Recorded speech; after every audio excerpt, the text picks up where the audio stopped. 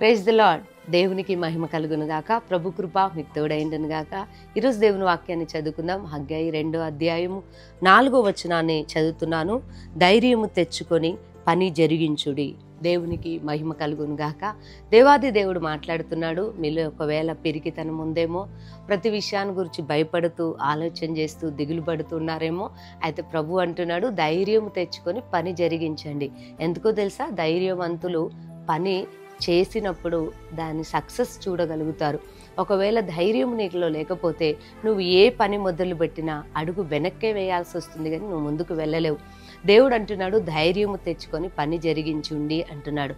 ఎందుకంటే ధైర్యము దేవుని బట్టి తెచ్చుకొని నువ్వు పని జరిగించినప్పుడు, నువ్వు దేనైనా ప్రారంభించినప్పుడు, ఏదైనా మొదలు పెట్టినప్పుడు ఆ ఒక పనిలో కానివ్వండి, నువ్వు ఏదైతే ప్రారంభించావో దానిలో విజయాన్ని నువ్వు పొందుకుంటావు. ఎందుకంటే దేవుడే ధైర్యాన్ని ఇస్తాడు. పిరికితనమైన ఆత్మ దేవుడివ్వడు, కానీ ధైర్యంతో కూడిన ధైర్యాన్ని దేవుడు నీకు ఇస్తాడు. కాబట్టి ఈ యొక్క వాక్యాన్ని వింటున్న నీలో కొన్ని నిర్ణయాలు తీసుకునే విషయంలో నువ్వు భయపడుతూ దిగులు పడుతూ ఏం జరుగుతుందో అనుకుంటున్నాము, దేవుని సన్నిధిలో ప్రార్థన చేసి ప్రభు చిత్తం ఉంటే తప్పకుండా పని పూనుకోండి, ధైర్యంగా అడుగు ముందుకు వేయండి. దేవుడు మీకు తోడై ఉన్నాడు. కాబట్టి నీ ధైర్యం ఎవరై ఉండాలి అంటే దేవుడై ఉండాలి.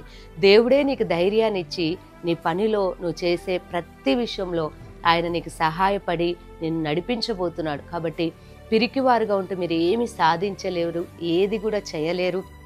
కాబట్టి అడుగు వెనక్కి వేయాల్సి వస్తుంది. దేవుని వాక్యం ఏమంటుందంటే నీతిమంతులు సింహం వలె ధైర్యంగా ఉంటారంట. కాబట్టి మనం నీతిమంతులం, ఆయన బిడ్డలం. కాబట్టి ఆయనే చెప్తున్నాడు ధైర్యంగా పని జరిగించండి అని. అంటే ప్రభు మీకు తోడై ఉన్నాడు అని అర్థం.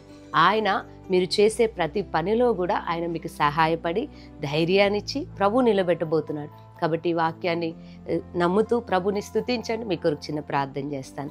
సర్వశక్తి గల దేవా స్తోత్రం. ఎంతమంది బిడ్డలైతే ఈ రోజు నుంచి ధైర్యంగా వారు పని ప్రారంభించబోతున్నారో, ఏది మొదలు పెట్టబోతున్నారో, దేని కొరకు నీ సన్నిధిలో ప్రార్థించి అడుగులు ముందుకు వేస్తున్నారో ఆ విషయంలో నీ వలన ధైర్యం పొందుకొని వారి పని పూనుకుంటుండగా సఫలమవును గాక నాయన. మీకే సమస్త మహిమను చెల్లిస్తూ యేసు నామములో ప్రార్థిస్తున్నాను తండ్రి.